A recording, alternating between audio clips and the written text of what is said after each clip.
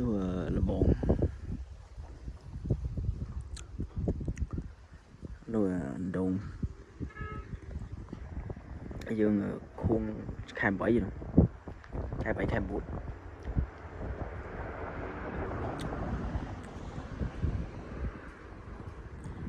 លបងនេះបន្លោះពីចំណុច0ទៅ0វា3ម៉ែត្រហើយកម្ពស់នោះនេះវាយើងថ្លឹងយកស្មើជើងខ្នល់បានន័យថាកស៊ូស្មើកស៊ូបុកឡើងមករហូតអញ្ចឹងចុងកតុយនេះវា3ម៉ែត្រកន្លះ3ម៉ែត្រហ្នឹងហើយ3ម៉ែត្រកន្លះចិត្តខ្នល់នោះ2ម៉ែត្រកន្លះជើខុសគ្នា1ម៉ែត្រដោយសារថាដីតំបន់យើងនេះ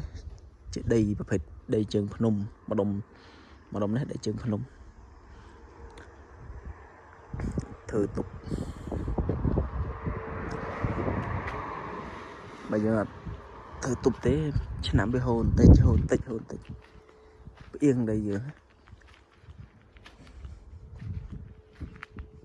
ទាំងយើងប្រើធ្នឹម2បន្លោះរៀបអិតនេះ2ម៉ែត្រជាង2ម៉ែត្រ8អញ្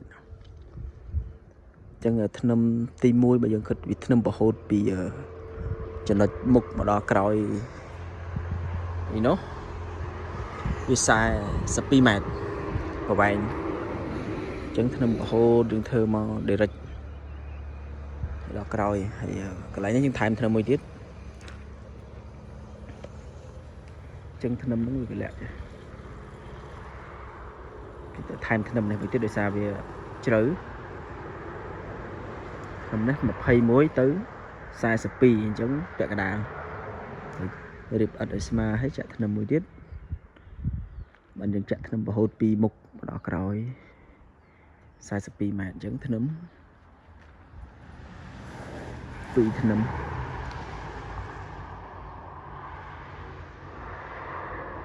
នេះយើងមកឲ្យជាងពលកម្ម1ម៉ែត្រ120000 210,000 30រៀល1ម៉ែត្រគាត់យក30រៀល210,000លោកការងារនេះវាច្រើនដែរនៅធ្នឹមបតៈចាក់ធ្នឹមបតៈគ្រប់កស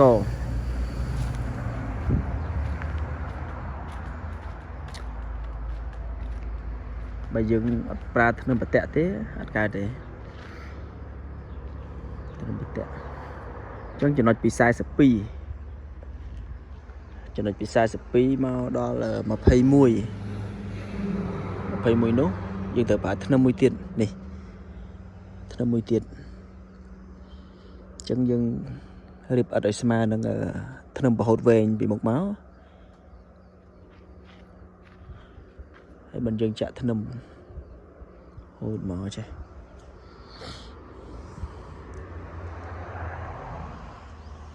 ចឹង1ម៉ែត្រ120000តំបន់នេះ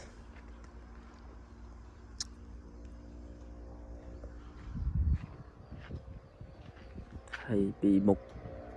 ពីបានន័យថាពីជាងផ្ទះយើងមកលបងធម្មតាចូល8ម៉ែត្រហើយប៉ុន្តែខាងក្រោយដូចគ្នាទេខាងក្រោយចូល9ម៉ែត្រដោយសារវានេះតំបន់យើងផ្លូវកោងអញ្ចឹងយកឲ្យយើងងាកបន្តិចងាកក្បាលផ្ទះយើងបន្តិចអញ្ចឹងខាងមុខហ្នឹងវាស្ដួយតូចរីកខាងក្រោយដោយសារសន្តានដីហើយនឹងផ្លូវផងអញ្ចឹងបងប្អូនណាដែលនៅចំផ្លូវកោងដឹងហើយដីយើងអាចស្មើបានទេអាចរីកក្បាលរួមកតុយចឹងទៅដោយកន្លែងខ្លះទៅរីកកតុយទៅខ្លះទៅរួមកតុយចឹងទៅតែដីរបស់ខ្ញុំនេះរីកក្បាល90ជាងដល់ក្រោយនោះអត់ទាំងដល់50ផង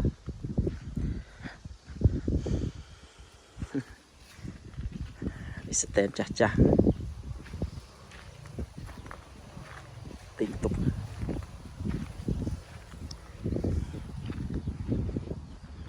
មិញ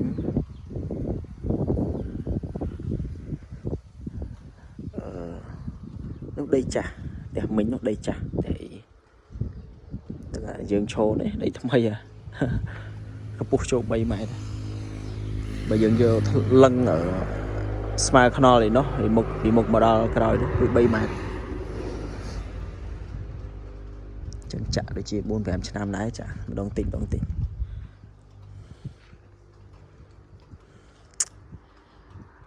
ចិត្តហើយឲ្យបានតែធ្នឹមទី1ធ្នឹមប្រហូតទី1វែងនេះគឺលឿនហើយរៀបអិតលឿនណាយូរជើងក្រោមនឹងទេចឹងតំបន់ខ្ញុំនេះជាងគាត់យក1ម៉ែត្រ30រៀល120,000តំបន់បងប្អូនគេយក1ម៉ែត្របានពលកម្មណា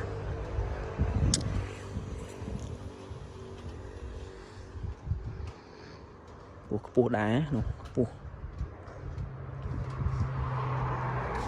តែមកនោះទៀបទេ2ម៉ែត្រលើសតិចតួចអាច2ម៉ែត្រ3 2ម៉ែត្រ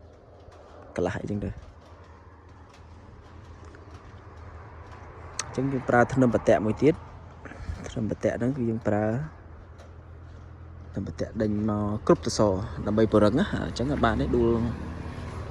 ចាក់ដីចាក់អីមកដួលពោះហើយគម្រោងរបស់យើងគឺយើងធ្វើហើយយើងចាក់ដីដើម្បីយកទីតាំងហ្នឹងទៅធ្វើអ្វីផ្សេងទៀតអញ្ចឹងណា1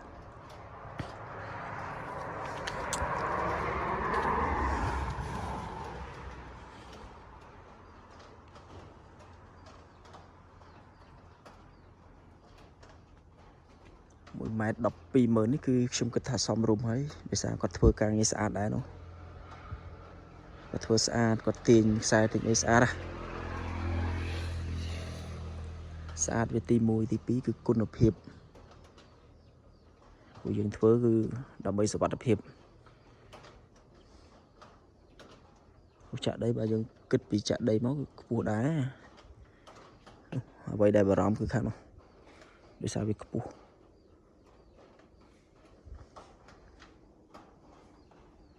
ចឹងពេលខ្លះម្ចាស់ផ្ទះខ្លះគាត់ចង់បានថោកពេលខ្លះទៅគាត់ចង់បានគុណភាពណាចឹងគុណភាពខុសត្រូវគ្នា 10000 20000អីទៅតាមហ្នឹងទៅព្រោះជាងពេលខ្លះគាត់មិនចេះតែយកទេណាហើយចំណាំមើលជាងដែលយកតែថ្លៃយើងសង្កេតមើលណាការងារមិនអីមិនជាងខ្លះគាត់មានហេតុផលរបស់គាត់ចឹងទៅគាត់អាចសុំលើស 10000 20000ប៉ុន្តែការងារគឺគាត់ធ្វើយើងស្អាតហើយ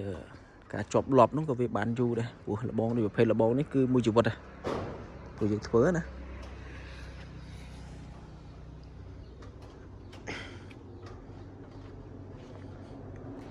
នោះដីក្រោយ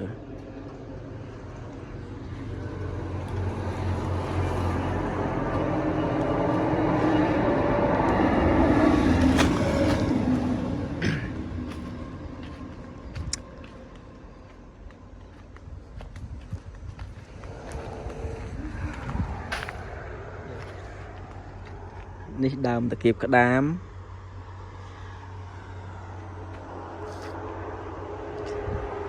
នេះដើមកកោះអត់កាប់ពេលទៅពេលយើងធ្វើលបងហើយយើងចាក់ដីស្មើដាក់បង់គួយលេង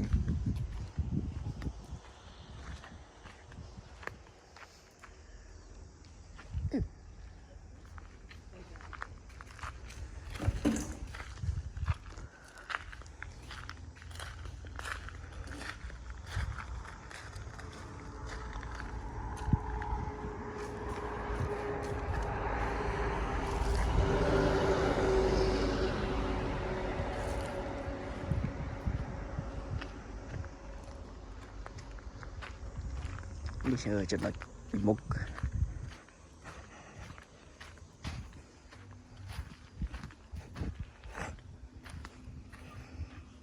ាដូចជា2ម៉ែត្រទេកំពស់វាយើងក្លឹងយកពី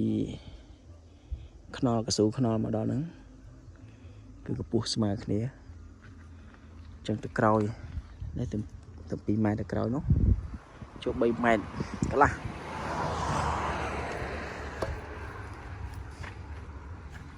tiện được chiên còn máu còn cặp lục trâu vinh thì hỏi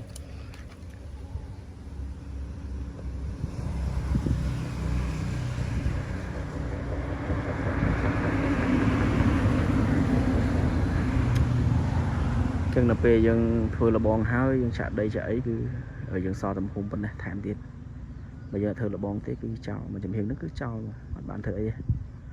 bây giờ dân chạ hỏi hỏi smart rịp là bòn hỏi dân chạm mic với chạm đây hay chạm mic đều thảm tiền thì đáng đấy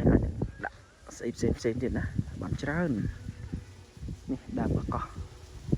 xa đây một lúc có ló đây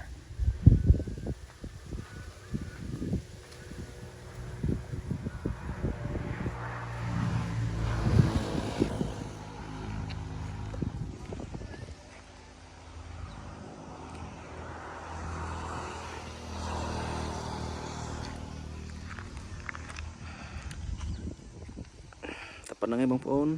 ở con chùm rệp lia